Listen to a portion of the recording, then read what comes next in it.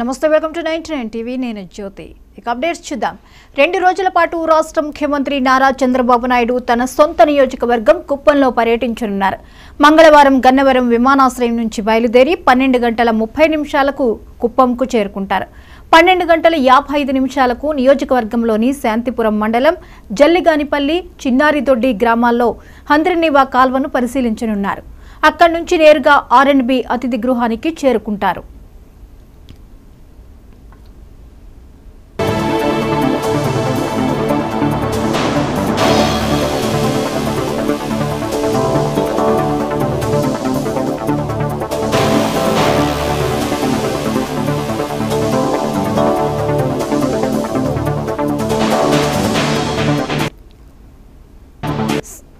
సాయంకాలం Kuppam RTC bus stand వద్ద బహిరంగ సభలో ప్రసంగిస్తారు. రాత్రికి R&B అతిథి గృహంలోనే బస చేయనున్నారు. బుధవారం ఉదయం 10 గంటల 30 నిమిషాలకు అక్కడే అర్జీలను స్వీకరిస్తారు. PES మెడికల్ కళాశాల పక్కన ఉన్న ప్రభుత్వ డిగ్రీ కాలేజీలో కుప్పం నియోజకవర్గంలోని అధికారులతో ప్రత్యేకంగా సమావేశం, భోజన విరామం అనంతరం 2 గంటల 35 నిమిషాలకు కుప్పం పార్టీ క్యాడర్తో సమావేశమవుతారు. 4 గంటల 10 నిమిషాలకు తిరుగు ప్రయాణమై విజయవాడకు చేరుకుంటారు.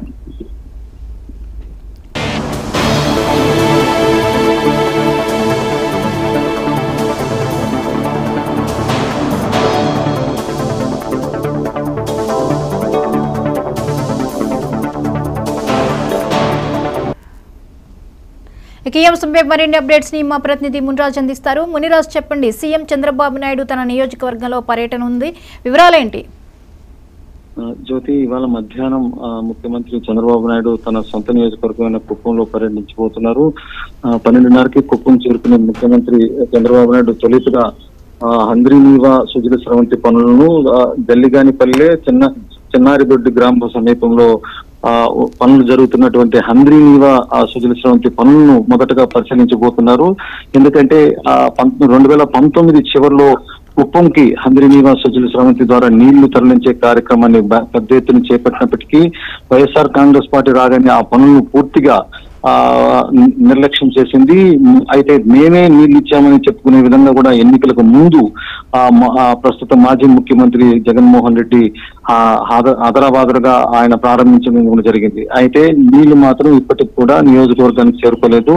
పొలంనేరు నియోజకవర్గం వరకు మాత్రమే నీళ్లు ప్రస్తుతం అందుతున్నాయి. దీనిపైన మొదటి నుంచి కూడా తెలుగుదేశం పార్టీ నాయకులు హంద్రినీవా సుజల స్రవంతిని నిర్లక్ష్యం చేశారని వైఎస్ఆర్ కాంగ్రెస్ పార్టీ తీవ్ర ఆరోపణ చేసిన నేపథ్యంలో ప్రస్తుతం ఆ మొదటి రోజే తన మొదటి పర్యటనలోనే హంద్రినీవా సుజల స్రవంతికి ప్రాధాన్యత ఇవ్వడం ద్వారా కుప్పం నియోజకవర్గానికి అంటే నీటి వసతి, తాగునీరు కానీ సాగునీరుకి కానీ కొంత వెనకబడినటువంటి కుప్పం నియోజకవర్గంలో హంద్రినీవా సుజల స్రవంతి ద్వారా నీరు అందించడంతో నియోజకవర్గాన్ని సస్యశ్యామలం చేసేదానికి మొదటి ప్రాధాన్యతగా ముఖ్యమంత్రి చంద్రబాబు నాయుడు ఇస్తున్నట్టు చెప్పుకోవచ్చు. అలాగే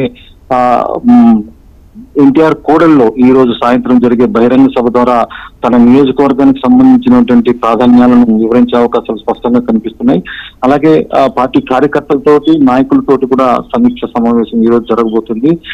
దీంట్లో గత ప్రభుత్వంలో జరిగినటువంటి అవకతవకలను గుర్తించడంతో పాటు అభివృద్ధికి ఆటంకంగా నిలిచిన అధికారులు కానీ లేదా నాయకులను కానీ ఖచ్చితంగా గుర్తించి వాటిపై చర్యలు తీసుకోవాలనేది ప్రధాన డిమాండ్ గా తెలుగుదేశం నాయకులు ముందు పెట్టబోతున్నారు.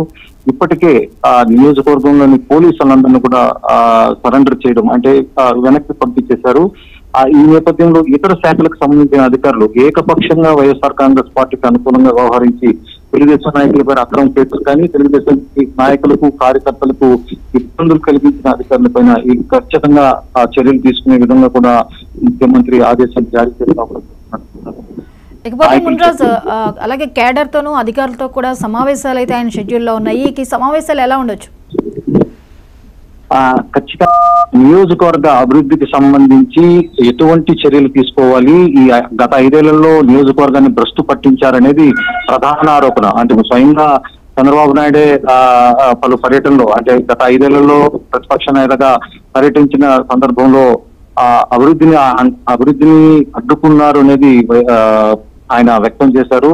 అయితే ఈ 5 ఏళ్లలో ఏమేమి పనులు చేయాలి, ఏ విధమైన చర్యలు తీసుకుంటే మళ్ళీ అభివృద్ధి బాటలో కుప్పాన్ని పట్టించే దాని మీద ప్రధానంగా ఆయన చర్చించే అవకాశాలు ఉన్నాయి. అలాగే కార్యకర్తలు నాయకులు కూడా ఏ విధంగా చేస్తే పార్టీ మరింత పటిష్టంగా తయారు చేయాలనే దాని మీదనే ఆయన ఫోకస్ జరుగుతుంది.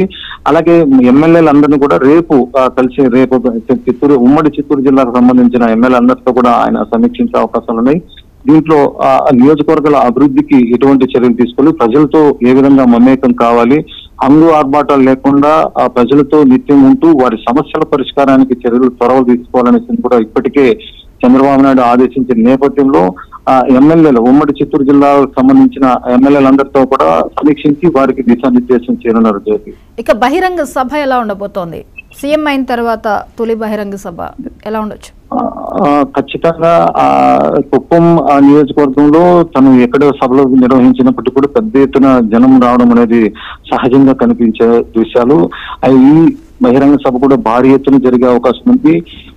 పర్టికులర్ గా కుప్పం నియోజకవర్గానికి తను ఏం చేయబోతున్నారు, అలాగే కుప్పంలో చేసినటువంటి గత 5 ఏళ్లలో వైఎస్ఆర్ కాంగ్రెస్ పార్టీ నాయకులు, ముఖ్యంగా ఈ ఉమ్మడి చిత్తూరు జిల్లాలో పెత్తనం చేసినటువంటి మాజీ మంత్రి పెద్దిరెడ్డి రామచంద్రారెడ్డి ఆ నియోజకవర్గంలో మైనింగ్ కి సంబంధించి కానీ ఇతర కాంట్రాక్టుల్లో ఏ విధంగా అక్రమాలు చేశారు వాటన్నిటిని దుమ్మెత్తిపోస్తూ వీరు ఎవరిని వదలను ఖచ్చితంగా చర్యలు తీసుకుంటారని హెచ్చరించే అవకాశాలు స్పష్టంగా కనిపిస్తున్నాయి. దీంతో ఒక స్పష్టత, అంటే జిల్లాలో ఏ విధమైన అభివృద్ధి కార్యక్రమాలు చేయబోతున్నాం, నియోజకవర్గానికి ఎటువంటి హామీలు ఇవ్వబోతున్నారు, వైఎస్ఆర్ కాంగ్రెస్ పార్టీ తెలుగుదేశం కార్యకర్తలు నేతలు ఇబ్బంది పెట్టిన వైఎస్ఆర్ కాంగ్రెస్ పార్టీ నేతలకు ఎటువంటి హెచ్చరికలు ఇవ్వబోతున్న దాని మీద రాజకీయ వర్గాల ఆసక్తిగా చంద్రబాబు నాయుడు బహిరంగ సభ కోసం ఎదురు చూస్తున్నాయి. జ్యోతి, రైట్, థ్యాంక్ యూ మున్రాజ్.